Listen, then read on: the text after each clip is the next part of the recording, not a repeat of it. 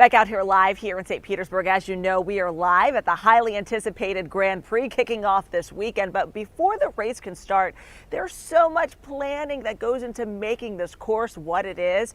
And we spoke with the man who helps build the track. He tells us about the intricate process involved and how he's able to help bring this race to life.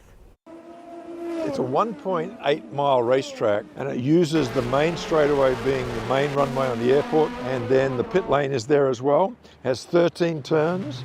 It runs down First Street. It goes clockwise direction, comes along the water. The layout of the racetrack's the same since we started. Back in 2005, we always work on especially safety situations, anything we need to do there. We've upgraded all the concrete block and fence over the years to the latest spec. Well, we do about 4 miles of block, basically. Each of those blocks weighs about 10,000 pounds. Back then, we had a 75-day window to build the track and take it down.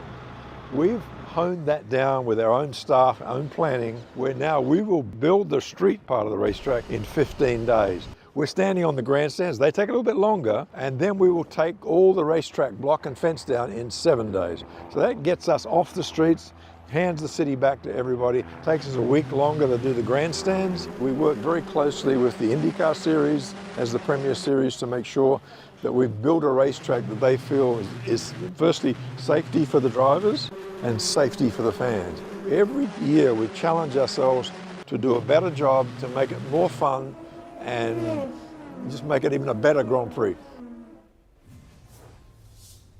Yes, let's make it the best it can be. And even though it is a lot of fun, as he was just talking about, safety is their biggest priority. It has to be, not just for the drivers, but for the so many people, hundreds of thousands of people who are expected to be here to the area in downtown St. Pete. We spoke to the mayor yesterday. He was telling us, Caitlin, about how excited they are for this, especially after our past hurricane season, and how they're just in this rebuilding phase. And this area is given the much needed boost as far as economic impact as well. I know we're going to have more on that also later on in this newscast. Yeah, I know the businesses are excited. I was saying earlier, Sarah, I was downtown yesterday. You could see a lot of visitors in town, so that's always a good sign.